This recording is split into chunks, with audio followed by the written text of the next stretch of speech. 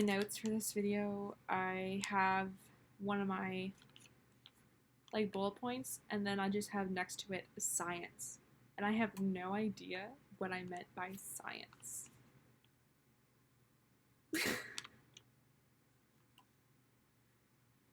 Okay then.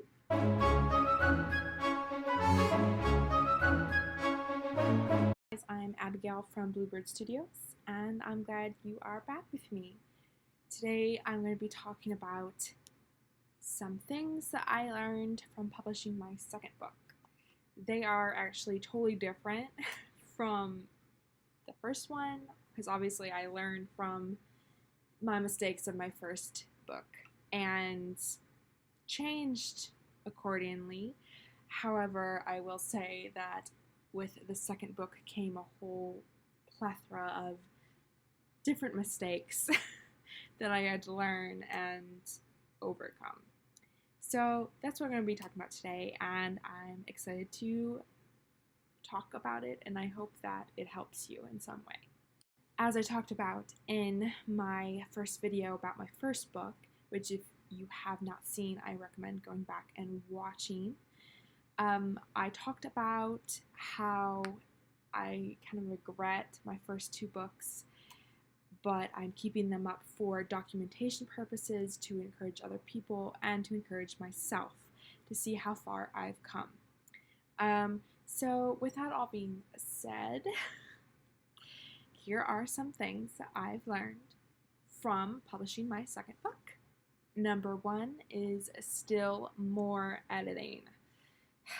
I did do more myself, and as well as I had somebody else go through it and edit it for me, but it still wasn't enough. I really only focused on grammar and spelling.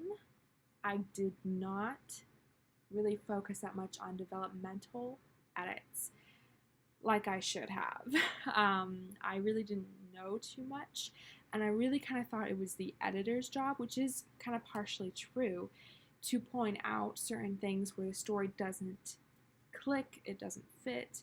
And so I thought that my editor would go ahead and tell me if something didn't seem right story-wise, or if the characters didn't seem fleshed out, or so on. But that really didn't happen. And so you are supposed to do it yourself, read it through, and make notes. I make notes everywhere where it's like, this character hurt their ankle and now suddenly they're poof, magically cured and running on it. How is that possible? So I definitely learned from that there are some things I can do myself that are pretty simple and easy, and some techniques I just kind of learned through practicing on how to do more development edits myself, as well as having an editor go through things, or multiple editors actually. So that would be number one, and kind of going into number two, kind of mentioned this with number one. I thought editors were supposed to talk about those developmental edits as well, and they were, but my editor wasn't. So that's my second point, is be careful who you have edit. Be careful who you are trusting with your hard work, your book baby, your project of love and passion. Because I realized that I had to be more careful, and who I was trusting didn't actually know what they were doing, and they weren't actually as supportive of me as I thought. Just be cautious about who you have editing. That is something I've learned. Be picky. Be really picky. And don't be afraid to say, hey, I don't really need that from you. I need this from you. Tell them what you want. Be vocal. And if they don't respond well to that, then you may want to consider getting a different editor. The final thing that I learned from publishing my second book is don't rush the process. This was a huge thing that really hindered my book. I, from my first one, I got a lot of,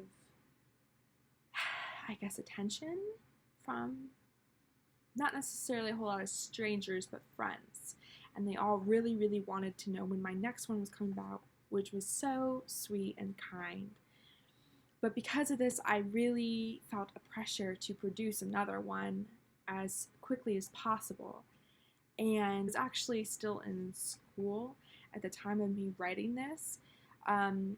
So I ended up trying to really push to get the second book done and edited and published before my fall semester started. So I did it over the summer. And I have now realized that there was so much to that story that I did not pursue. I did not flesh out. I did not fulfill its full potential because I was in a rush.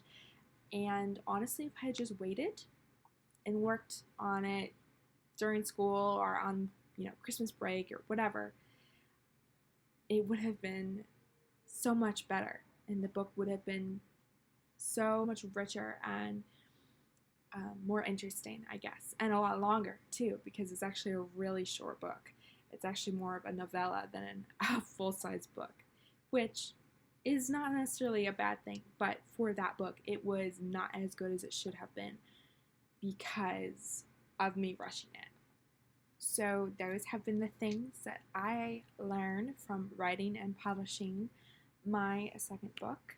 I really hope that you enjoyed and learned from this. I hope you have a great day, and I hope that you would consider liking and subscribing to this video if you learned or enjoyed it. Thank you again so much, and have a great day.